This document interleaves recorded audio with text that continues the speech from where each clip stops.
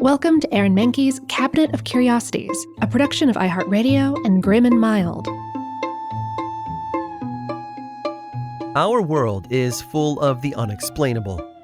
And if history is an open book, all of these amazing tales are right there on display, just waiting for us to explore. Welcome to the Cabinet of Curiosities.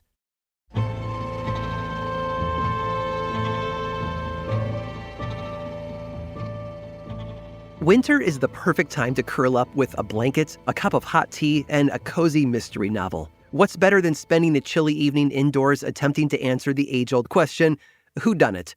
Well, if you lived in New York City in the early 70s, there's one place you would have gone to pick up your newest cozy read. It was called Murder, Inc. That's I-N-K, as in the ink from a pen, and it was the first American bookstore solely devoted to selling mystery novels.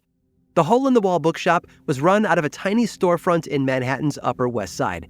The decor was, in a word, eclectic. A plastic skeleton hung facing the front door, as if to welcome or threaten any would-be customers. The floors were plaid linoleum, and the wallpaper was paisley. Flower arrangements hung from the ceiling, tall wooden bookshelves lined the walls, each one overflowing with hundreds of paperback books. Here and there you might stumble upon a jar of pretzels, or a cat curled up on the floor.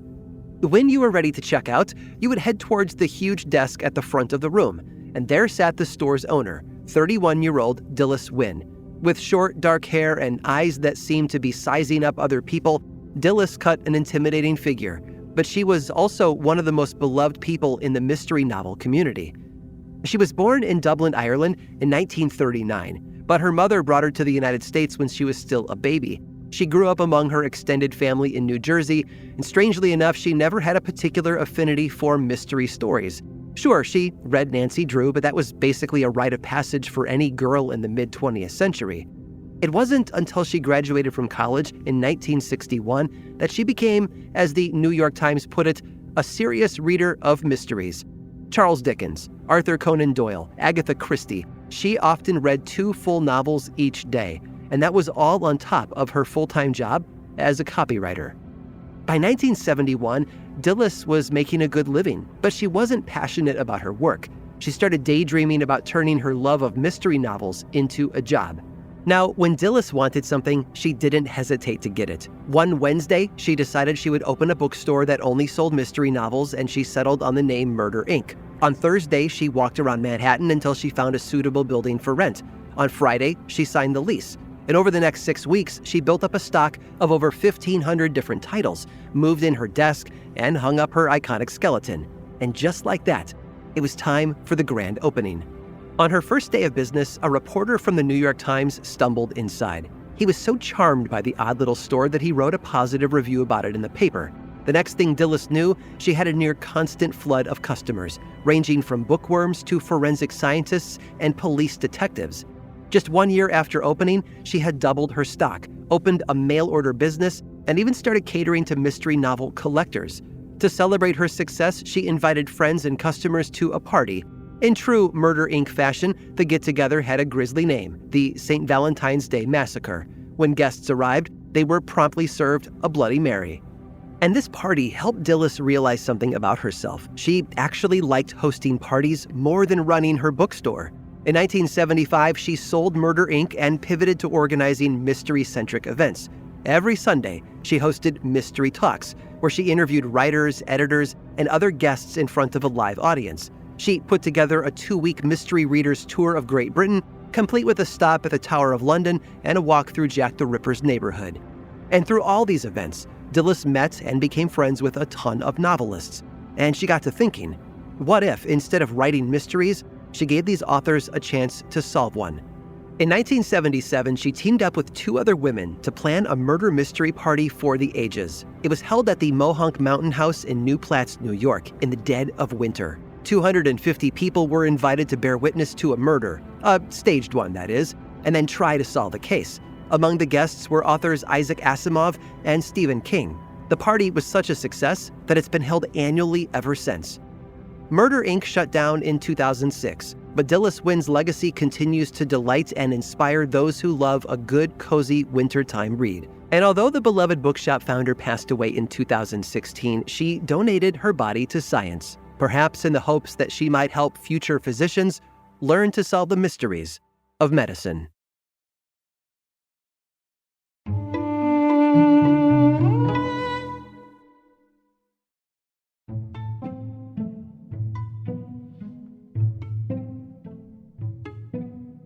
Animals really are incredible, aren't they? I think that most of us have dogs or cats in our lives who are cherished, silly, and maybe even a little bit bizarre. I know in my family we have a running joke about what's going on between our dog's ears, and I think most people think about that every once in a while, usually after a beloved family pet does something way too smart or chaotic. But sometimes they seem so human, especially when they're reminding us that it's time for dinner. But one species actually can speak to us, if we give them time and attention. It turns out that Edgar Allan Poe wasn't too far off the mark with his smack-talking feathered friend. Some species of birds, including cockatiels, crows, and yes, even ravens, are capable of speech. And of course, let's not forget about parrots, although they tend to either be the bee-villain in Aladdin or incessantly asking if Polly wants a cracker. But back in the early 1800s, a funny little birdie was discovered in South America that changed history. There are about 350 species of parrots spread across almost every continent, from Australia to Asia and Africa to the Americas, and they'll eat just about anything, even meat, which opens up a bunch of possibilities for a new winged Halloween beastie. Some are as big as a house cat, well, almost, and parrots can almost live as long as 35 to 50 years depending on the species. But the oldest ever recorded was a cockatoo named Cookie, who died at the age of 82. And yes, some species of parrots can learn to talk. Although, if you want a chatty pet that will probably be with you for the rest of your natural life, you should know that it takes some practice and patience. And treats. Lots and lots of treats. Now, we humans have always been drawn to parrots' colorful plumage and even more colorful attitudes. Alexander von Humboldt was no different. Humboldt was a geographer and a naturalist by trade, and he absorbed the Enlightenment idea of learning anything and everything, making it his life's work. Swinging between charismatic and annoying, Humboldt churned out an impressive amount of work before his death. He traveled to 4 continents, wrote over 36 books, and 25,000 letters, allegedly only slept 4 hours a night, and lived basically on coffee. He called it concentrated sunbeams. I like to call it nap in a cup. My kind of guy, right? So it's not surprising that tall tales about his exploits appeared over time. He seems like a bizarre mix of a mad scientist and an adventurer with all the stories that he told. But one of those anecdotes might not have been as fictional as we thought. In June of 1799, Humboldt set out from Spain on a journey that would take him the length and breadth of North and South America, lasting about 5 years. He would bounce through different countries and colonies before making his way back to Europe, he hoped, with new discoveries to publish. And he got what he wanted, recording vast amounts of raw ecological and zoological data about every place he visited. He also made sure to note the cultures he encountered, the conversations he had, and the people he met. And to be fair, speaking Spanish was a huge help, giving him the ability to talk to most indigenous tribes he came across, because few places had escaped Spain's grasping, greedy fingers in the century since Columbus's conquest, and everything that followed. That unifying language also helped Humboldt gain insight into the peoples he met, no matter where they lived. According to one story, Humboldt made a fascinating, extraordinary discovery in the depths of the Venezuelan jungle around 1800. He was exploring the Orinoco River and staying with the local Carib tribe. These people kept several parrots in cages throughout the village, and many of them could and would speak to anyone who talked to them. Delighted by what he saw, Humboldt observed each parrot in turn and then began to realize that one bird sounded different from the others. After asking his hosts about the creature, he learned that it hadn't originally been theirs. The parrots had come from a neighboring tribe, one of the Carib people's enemies. Some years before, the tribe had been driven away from their lands, and the last members died decades before Humboldt's arrival, meaning that all aspects of their culture died out with them. Well, all but one. You see, Humboldt realized that this parrot must have learned to speak its original owner's language, and was therefore the last living creature to do so. Leaping into action, he managed to phonetically record about 40 words from the near-dead language and saved it from total extinction.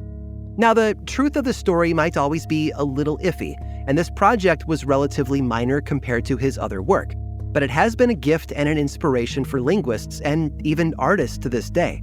In fact, in 1997, an artist taught that language to a pair of modern parrots. And knowing how long they live, it'll probably be with us for many more years to come.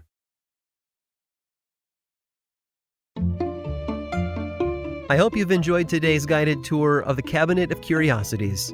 Subscribe for free on Apple Podcasts or learn more about the show by visiting curiositiespodcast.com. This show was created by me, Aaron Mahnke, in partnership with How Stuff Works.